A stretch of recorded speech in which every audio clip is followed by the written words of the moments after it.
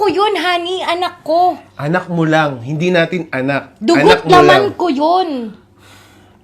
Matanong nga kita. Mahal mo ba talaga ako? Oo. Kaya nga tayo magpapakasal, di ba?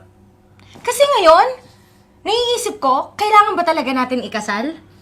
Kailangan ko ba ikasal sa taong parang ayaw tanggapin yung anak ko? Kasi kung totoong mahal mo ko, mamahalin mo yung kung sinong mahal ko eh. Yung anak ko, buhay ko yun. Dugot lamang ko yun, Adrian. Dahil lang sa trip, out of the country na trip natin, ayaw... Diyos ko. 5 taon tayo, di ba? 5 taon mo ding alam na may anak ako. Bakit ngayon to lahat lumalabas? In 2 weeks, kakasal na tayo. Ngayon mo sa akin sasabihin na, hindi ko anak yan. Rox, look. Pakakasalan kita dahil mahal kita. Hindi dahil para sa anak mo. Hindi ba yun clear sa'yo? At hindi rin ba malinaw sa'yo? Na-package ako, Adrian? Anak lang po, Jack. Mahal mo ako, di ba? Mahal kita. Tingin mo, maniniwala ako dyan sa mga oras na to?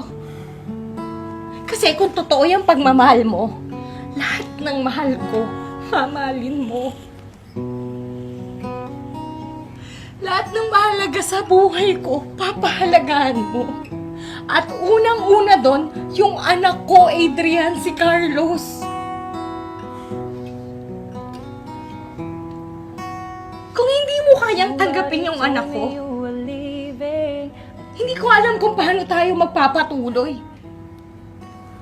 Is this you asking me to choose between you Oo. and my son? Oo. Ano, pinapapili kita? Ako o yung anak mo? Hindi ko yan anak, Rox. Anak mo yan sa iba.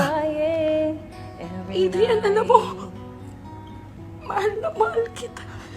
Nobody told me you were dying, but didn't want Pero mas mahal ko yung anak ko. Nobody told me Hindi ko kaya magpakasal sa taong hindi ko kayang tanggapin ng buo. Hindi ako buo kung wala yung anak ko. So I'm setting you I'm sorry. free.